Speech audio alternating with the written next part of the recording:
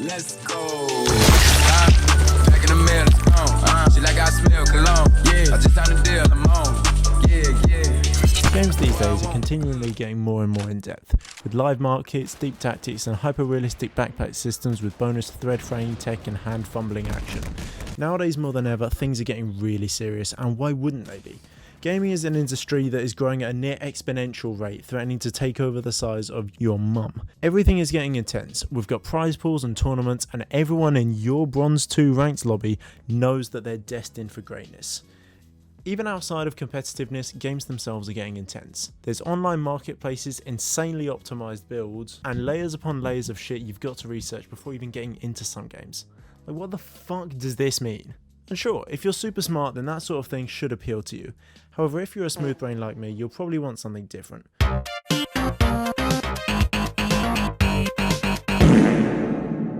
Boomer shooters are fucking great.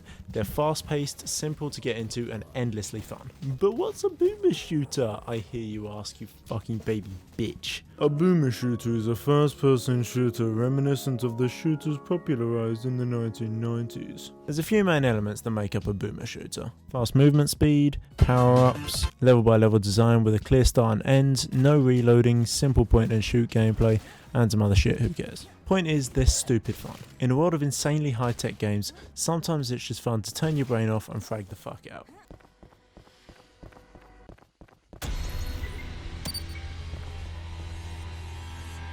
So I've been playing a lot of Ultrakill lately.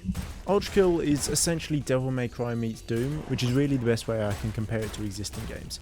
You play as a robot in hell, clearing out hordes of nerds in order to do something. Story's not important.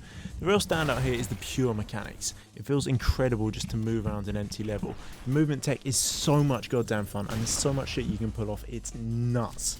Here's a clip of me walking down a hallway. Keep in mind, a lot of games will add in a sprint and call it a day. Now here's a clip of me using slam storage, skip hopping and overcharge jumping in order to get to the end of the hallway. Yeah, okay, this game fucks. Now you may have learned this from the Dusk video, but I'm a big fan of secrets. Stuff hidden away for no particular reason other than the sheer fact that you can do that. That shit puts a big old smile on my face. And luckily for me, Ultrakill has some absolute bangers. I'm talking secret levels, secret weapons, secret fucking bosses.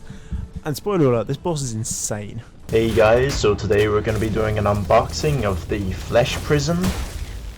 Well, what is that? He's got more character than most games in recent years, and when I beat him I fucking hollered like an ape. There's also the weapon tag. A lot of boomer shooters tend to default to the basic arsenal of guns, which are certainly solid, but they tend to get a bit repetitive. Ultrakill's a bit different, with a pistol that's actually usable, a minigun that's not, a shotgun and a railgun. Only 4 weapons? I hear you ask, like the fucking caveman you are. Here's where the weapon modifications come in. Yeah, you heard me right, there's layers to this shit. Oh, I've already done that joke, haven't I?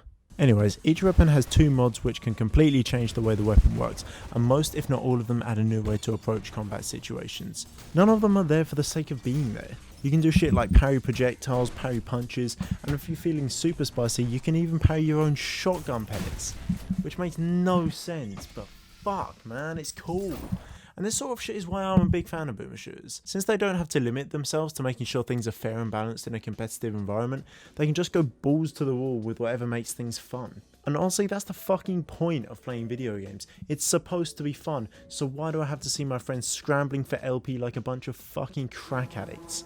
A lot of games these days incentivize the grind a little too much. There's battle passes which force you to play for stupid amounts of time if you want a certain item or title, and the only way to get past that time wall is with your wallet. So being able to play as a motherfucker who throws a lantern at skeletons is a lovely breath of fresh air. And chain is super fun. Your main weapon knocks people around like some cheap hookers, which you can use to combo motherfuckers like crazy. It's got a huge range of movement options, which is always really nice to see. You can slide on your enemies for fuck's sake, that's cool as shit. The world itself is great, with an intertwined non-linear approach to the levels, kinda reminiscent of Dark Souls.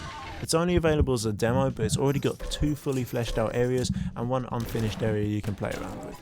I'm really excited for this one, and I reckon it could gain a lovely little cult following. It's a little janky at times, but I think it's a good example of experimentation in games. Yeah, obviously it's still a first-person shooter, but it's just nice to see something a little different in terms of the core mechanics. Speaking of things being different, Viscera Fest isn't, but holy fuck, it's good.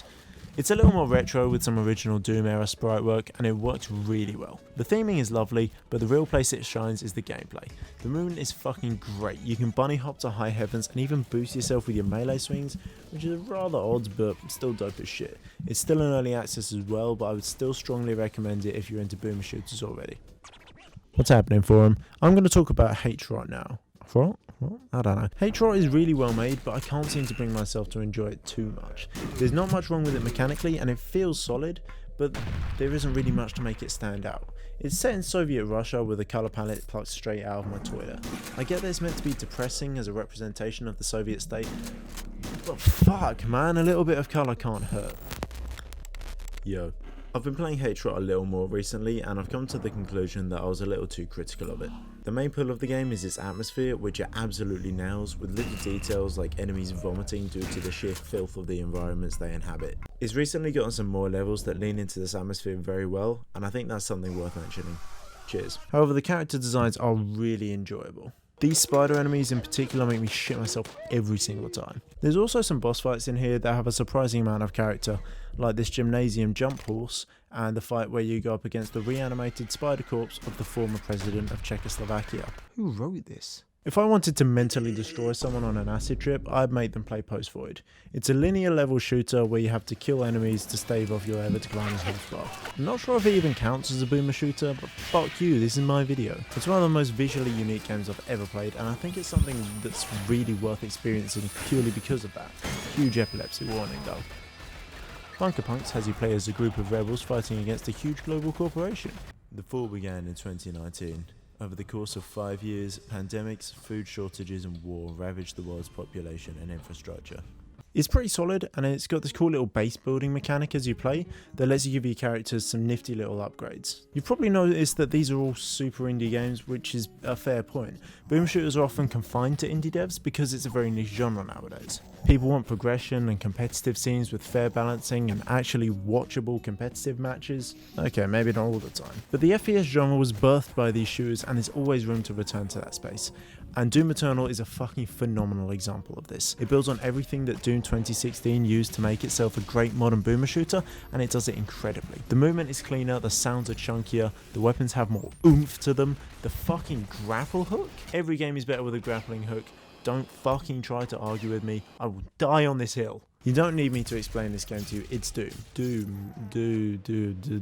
Dusk. I'm really good at segues. Dusk is pretty much the prime example of the modern indie boomer shooter. I'm going to keep it simple here because I've made a whole video on it already, and if I talk about Dusk anymore, half of my friends are going to have an aneurysm.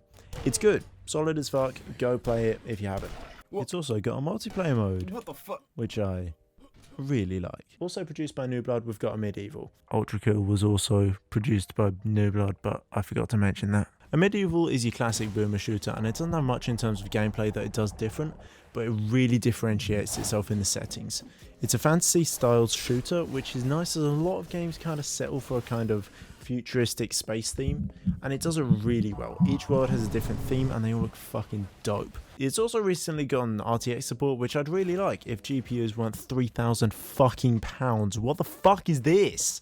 I'm not sure if I'm putting it into words well, but the levels in this game are really, really pretty. Shout out to Simon Lawrence, you did a fucking lovely job, fella. This shit is beautiful. Honestly, I think I've run out of meaningful things to talk about at this point, so I'll just have to do some honorable mentions. Dread Templar was pretty good. That's only available in playtest at the moment, and it's got some cool ideas. Sound design could use some work, but I enjoyed it quite a bit. BPM has a really unique premise where playing to the beat of the music lets you deal more damage, reload faster and all this cool shit. Hedon is a nice little Kuma shooter with some fat titties in it. A bit too clunky for my taste though. Boomerang X is fucking dope. It's got a cel shaded art style and it's got a super fun weapon and mobility system. Again, not sure if it counts as a boomer shooter, but whatever. Project Warlock is also really impressive, especially as it was made by someone who was like 15 or something. What the fuck? And that's the thing, there's a lot of insanely promising indie devs working on boomer shooters right now.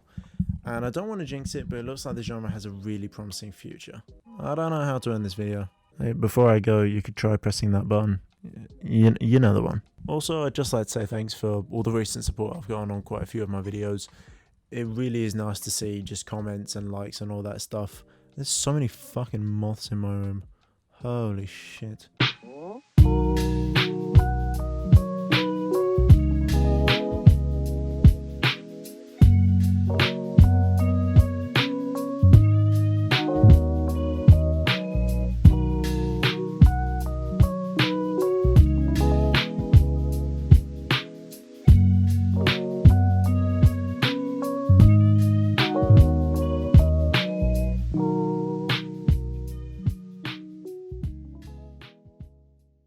is so hot in here.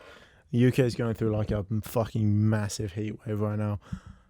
The amount of sweat in my fish onesie is phenomenal. Don't ever say I don't do anything for you.